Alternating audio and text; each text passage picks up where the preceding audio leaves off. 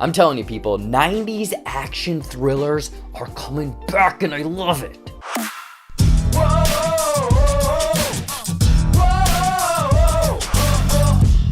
What's going on, everybody? Welcome back to JBuck Studios, your home for reviews, reactions, and of course, ridiculousness. And I was able to check out a Netflix movie that's coming out next week, people. John David Washington, kind of a thriller, and it is called Beckett. While vacationing in Greece, Beckett, an American tourist, becomes the target of a manhunt after a devastating accident. So does this Beckett absolutely capture the 90s action thriller? Let's find out. But before I get into my thoughts, let me know what you thought of Beckett. If you've somehow already seen this or watching this later on, let me know how you thought or felt about this movie, and do you want to see more of this kind of stuff on Netflix? Now, let's get into some of the good. Okay, people, so the thing I loved about Beckett so much is I had no clue what I was getting into at all. I knew the name of the movie. That's basically it. And I was instantly intrigued and sucked into this movie because I saw the similarities of, again, a 90s action thriller. Like, this is an action thriller for sure. A man on the run, you know, put all of these pieces of a puzzle of a mystery together, but also trying to survive throughout this film. Honestly, I instantly made connections to The Fugitive, Double Jeopardy, U.S. Agents, like all of those kind of Tommy Lee Jones action thrillers, I guess, from the 90s. That's what this feels like. One of those movies, or a combination of all of those movies, but also put over in Europe, in Greece and whatnot. And it's this main character, Beckett, being kind of in the wrong situation at the wrong time, misidentity and whatnot, and then him having to escape for his life. And again, like I said, mystery, pieces of the puzzle falling into the place. I was on board, again, for this man just kind of on the run, a manhunt type movie. Him breaking into somewhere, trying to take a nap or sleep, you know, gathering clothes. It's kind of, again, very similar to the opening bits of The Fugitive when Harrison Ford finally gets loose. But watching Beckett, or this man essentially escape for his life, is just interesting for some reason. I don't know why, because it's a lot of him, you know, jumping down over cliffs or going through backyards and this and that.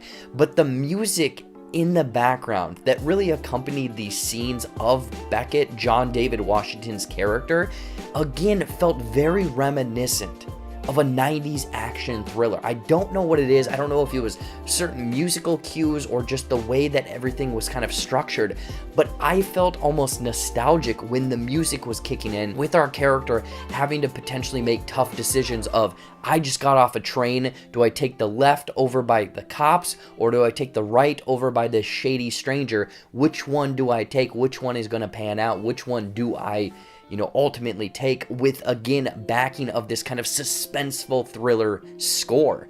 So, I mean, it's this weird today's movie that felt oddly nostalgic, and it's almost the cherry on top, or the main reason I think I was invested in this movie, invested in the Beckett character, is because of John David Washington's performance. Again, you see him at the beginning, and there's kind of some hardships with his relationship. You see some charismatic attitude. You see that there's love for his girlfriend at the time and whatnot, and then you see what he's really fighting for through this movie. And not only is his kind of line delivery and, you know, desperation really come off as authentic from the character, but just the physicality of this performance, because again, I mentioned he's running through backyards, he's jumping on cliffs, he's being stabbed and whatnot. So the physicality of this performance from John David Washington, I think, is what elevated it for myself, because I really did feel like this man was helpless in the middle of nowhere.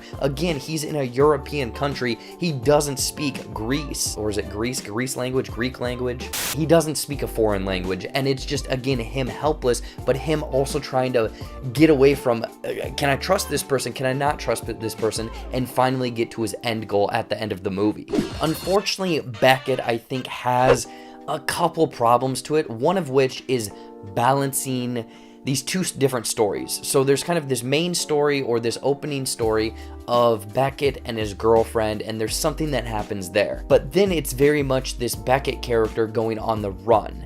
And I think that it very much kind of disregards that first story and then tries to tie it up back at the end of the film. And I think it was a little too little, a little too late kind of thing towards the end, because it didn't feel like it was necessarily wrapped up in a satisfying manner.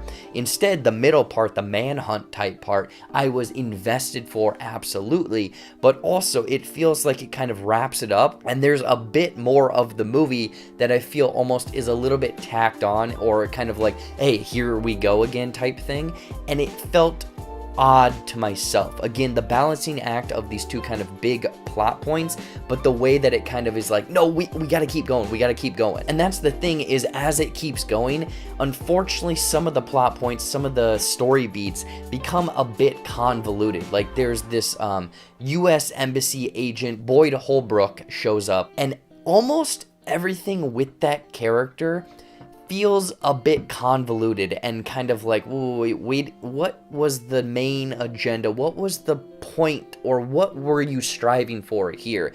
So towards the end, I feel like things unfortunately kind of lost my interest, broke up a little bit, especially with a handful of other characters that Beckett runs into that very much tie into the end of the film as well. It was kind of like, wait, what exactly was your motive? What was the purpose of your character? So I think that that's the main thing, is that this has 3 great legs of a race, and the last bit kind of fumbles the baton here or there. Overall, Beckett is like this 90s-esque action thriller that I had a fun time with. With it again almost having this nostalgic action thriller feel, John David Washington being fantastic, and a 90s-esque score that I was on board for throughout this film, but with a few nitpicks about how they really balance certain story beats and some convoluted kind of, again, story towards the end of the film.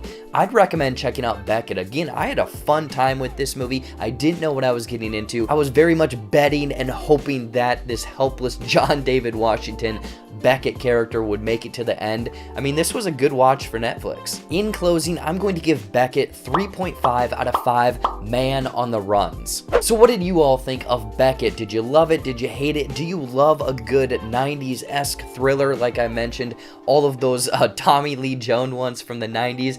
I want to know in the comments down below. Anyway though, as always, thank you so much for watching. Watch some more videos up there, or right over there, you know, brand new content every single week here on the JBuck Studios channel. Again, I have no idea what's coming in the next few weeks. The easiest way is to follow all of my social media down there, because things just pop up on this channel, on my TikTok, on my JBuck Shorts channel.